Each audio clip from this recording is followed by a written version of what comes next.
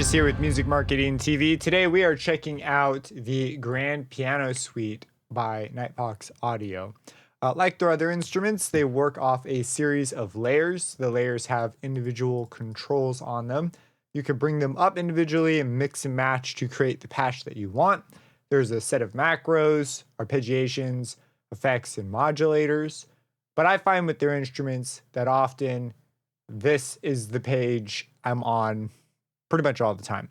If we go into the presets, there is a suite of presets. So we're going to go through some of these and write some music. So first off, let's hear the layers.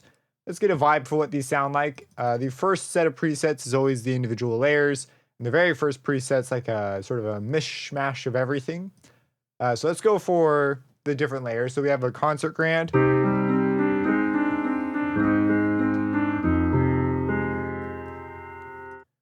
A vintage electric.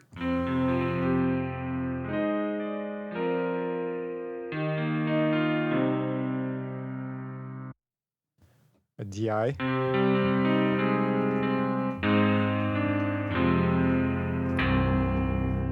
Oh yeah, very nice. Another vintage electric grand overhead, I'm assuming. Yeah, they have closed room.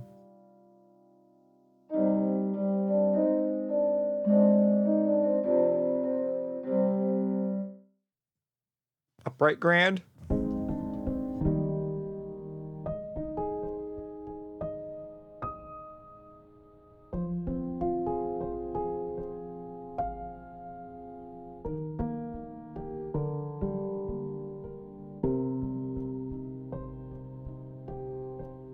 A lot of these pianos excel at like the soft sort of atmospheric stuff. We've got an upright grand close. Kind of the emotional, more emotional chord progressions, those sorts of things. Upright grand room.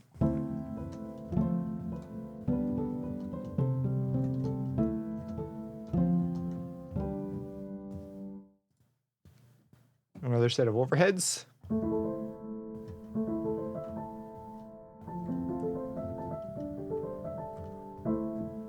Yeah, so these will really complement each other super nicely. The 80s digital grand.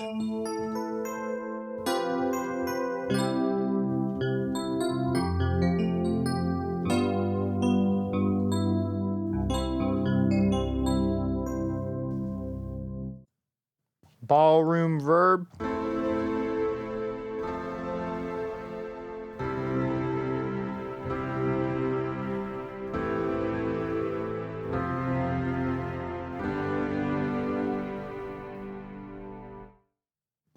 Piano attacks. Kind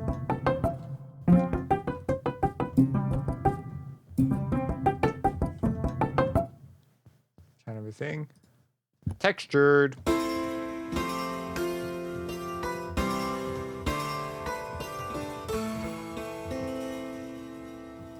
And sub.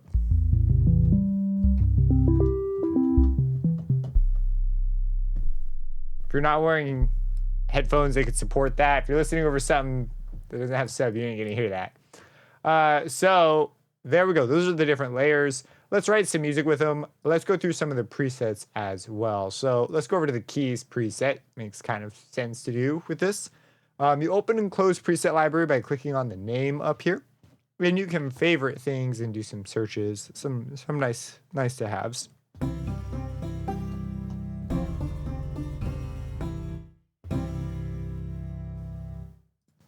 Apocalypse.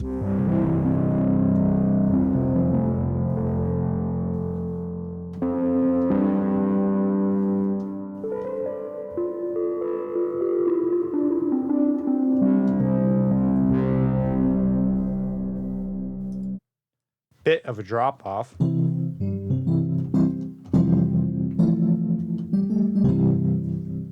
Deep C bells.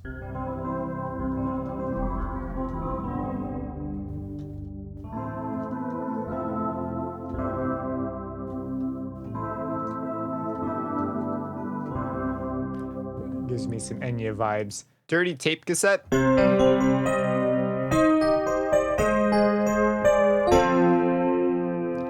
Yeah, this one, so they have some pretty cool effects in here, and I'm suspicious that the effects, oh, they're using a phaser. Oh, wow, this is not something I anticipated seeing. They've got a delay in here.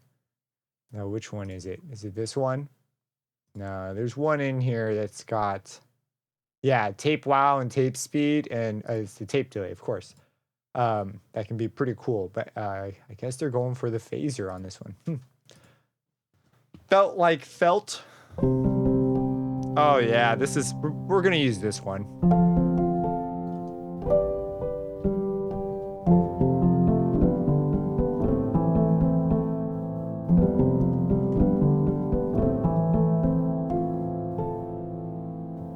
All right, so let's actually write some music, but those are some of the keys. Let's look at a couple of the leads real quick. Just give you a quick, just one or two. They have a glide option in the modulators. And so if you ever hear that and you don't want it, or maybe you do want it, that's where it lives. Pluck Town, very nice. That one sounded like it had some drive on it. And then the pads.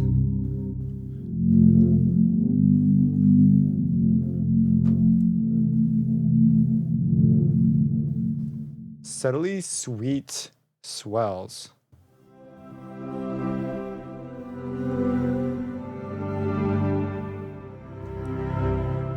Okay, let's go over, I'm gonna go back. Where was that one that I liked? Felt like felt? That was pretty cool. I like this one. We'll run with this one. Let's just take a quick look at the patch. So these are the mics we're running with, or the layers. Cool. So seems pretty straightforward. Let me come up with a chord progression, some sort of a starting point. Let's pick a tempo. Let's go for something slower this time around. Let's do 80. 80 is a good tempo. All right, so let's write some music here. When working with a piano, there are obviously we're going to want to be conscious of our velocity levels and things like that. This piano has a really nice soft sound, and I'm going to go for kind of just the standard chords and a melody at the same time. In fact, I'm going to clone this so that it is in a separate one. And we'll have one for harmony. I'll call this one the harmony one. Actually, since this one's on top, we'll call it melody. And we'll call this one harmony. I'll have them on the same pattern though, because I like switching between them using ghost channels. And we need to assign the melody one to its own thing. We will stick down a chord progression. To keep the harmony straightforward, we'll just start with a classic C minor. Let's see. Let's do something like where we're hitting tonics and fifths, firsts and fifths up, and then we hit the third at like the last second. We'll keep it kind of low, so we leave that high end up there. We'll start right here since that's where I was on the piano. And there are two strategies kind of when we're writing out music like this. If you play it in by hand and you hold down the pedal, it'll actually record the notes like for as long as you hold the pedal and then like release them.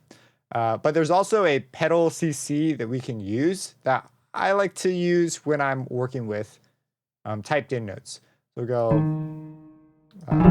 up a fifth.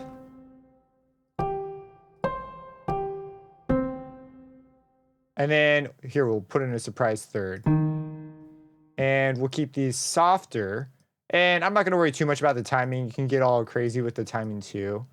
But I think keeping it softer will be a bigger thing. Okay, and for the pedal under control, we need to go into the instrument itself. So we're going to go here. We're going to go to browse parameters. And on CC64, unless they have, I doubt they have a pedal here. There is one for the damper pedal, also known as the sustain pedal. So we are going to, do we want to do this? We'll create an automation clip. You could bake it into the pattern, but then it kind of says you're going to do everything in one big pattern, which I'm not going to do. We're also going to move this down. We'll call this like the harmony part. And we'll have the sustain pedal above the halfway point, I believe is where it turns on. And we'll have it dip down whenever we want the sustain to reset, which is typically done on every chord if you play piano. So now we have that nice sustain, and then we'll have it reset down here and come right back on within the length of the first note. So for this, and we're gonna just pull this pattern out since we're gonna be using that like that. I'm gonna hold Alt to click drag off so that I can just easily do these sort of reset steps. You could also create like a little sub version of this. Like you could copy it and create like this step pattern and then clone it over if you want. I'm gonna do it like this for now, unless it gets annoying. But for now, that seems like the easiest way to do it. So we'll do C minor twice, and then we'll do two other chords.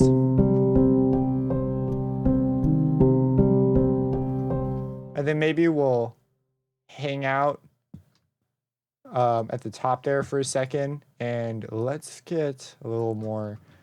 Maybe we start out with very soft, and then we peak at the C. And when you're writing stuff like this, it's worth considering. Sometimes you can be a little more random with this, and as long as there's variation, it'll kind of do its job. But if we're going to have some kind of a phrase, we want to keep everything in context and imagine musically how this is going to go, right? So.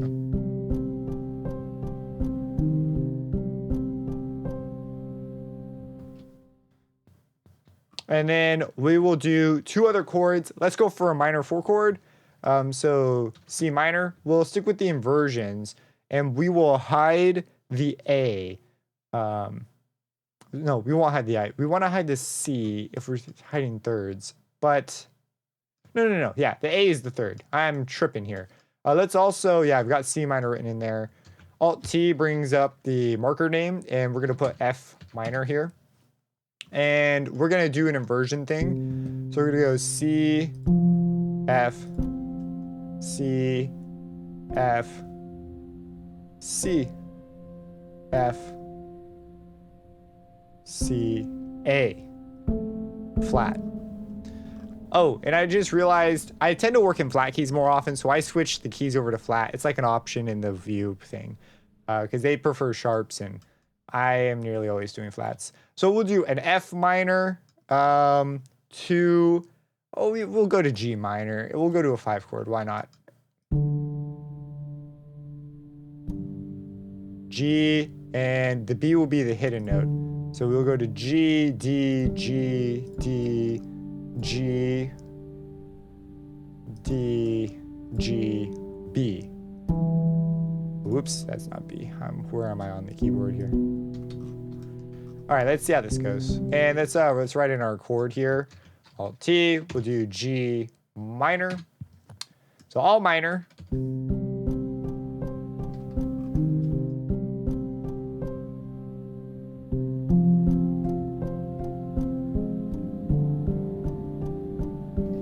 And we'll mimic the phrase. So we have this kind of idea, right?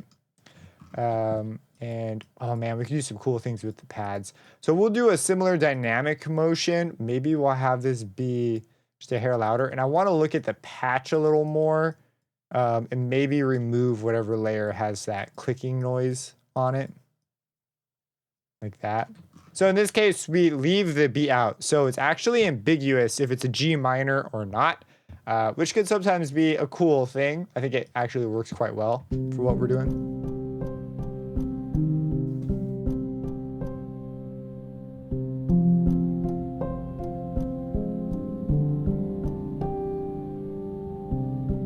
Maybe we just have that be the intro. So this will be the intro. We'll do it twice, and I want to stay in one big pattern. I tend to like that. So we'll do one big pattern. It's just repeating this first section. We'll extend these out. And we will also put in the damper movement for the other stuff. So we will have it dip down here. Oops, pull this in. And we will do the same for this last, oops, I didn't want to do that. Oh wait, we just want this to snap because we're going to add another one. And then that's fine all the way up till there is where we'll set. And then we'll copy this over since it is the same thing. And you can select them and hit Control G to merge them. And then in this last bit, we will do one of these. Okay, so we have our sustain part down. We're not going to go too far. Let's take a look at the patch here and see what other layers we got and which one of these is possibly causing the clicking at the software.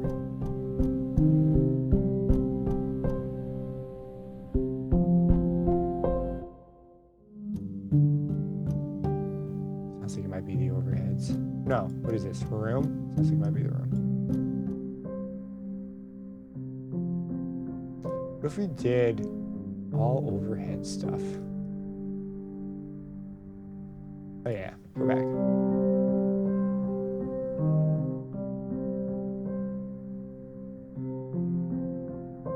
Now this one was a little more... No, I want to keep the other... Let's bring up the close. Even though it has some of that. No.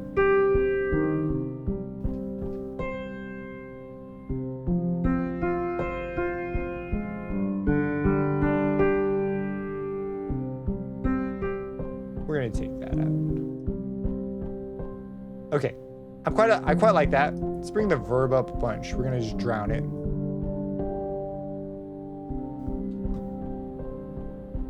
Okay, so I'm going to add actually one more layer of this because if we look at this, they had some really cool patches in here for the pads, and I'd like to use some of those. In fact, let's just clone this. It's an easier way of doing this. And we'll call this the chord pad layer. They'll come in on the second portion of the repeats, and we'll go for the pads.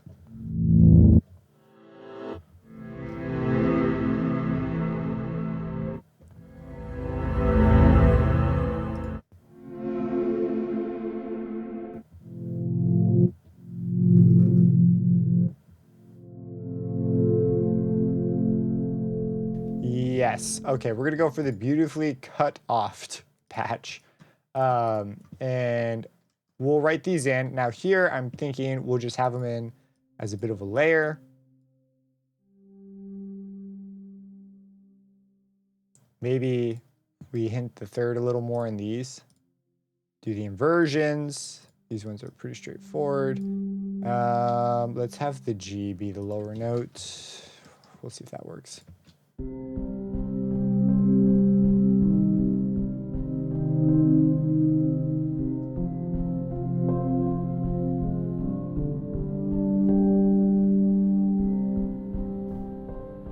Okay, now we'll work on a kind of melody, keeping it pretty simple.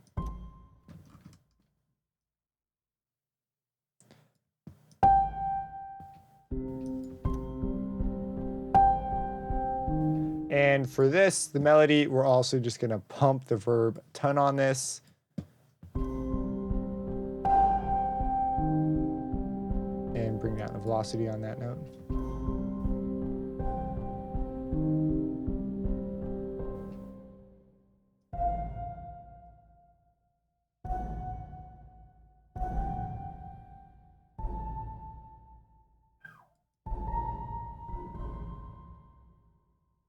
I want to echo this idea, this dun dun, just really simple idea. Oh, you know what? We're going to F. We're going to F. We could go down to the F here. And this is nice because this works as a 7 to that.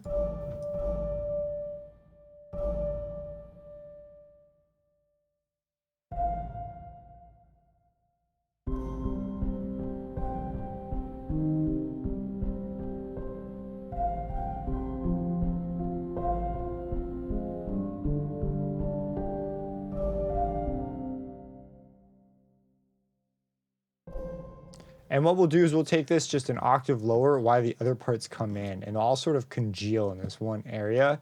We'll see if that works, or maybe we want to have notes a little further apart, maybe bring the pads up, we'll see.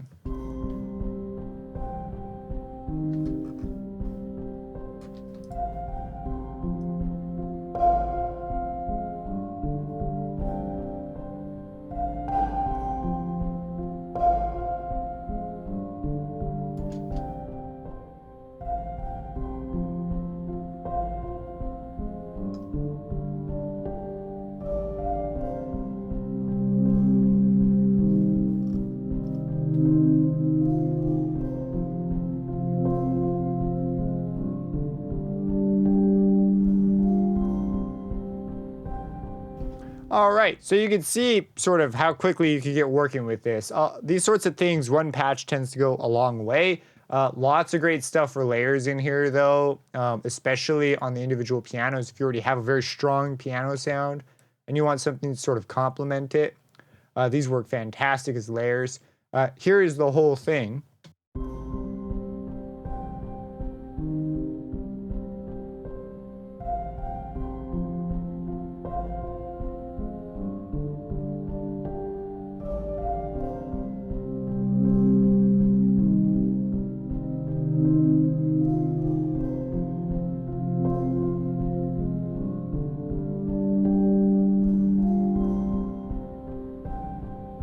Yeah. So if you have any questions, feel free to let me know, subscribe, and hit that bell icon for future videos, and have a blessed day.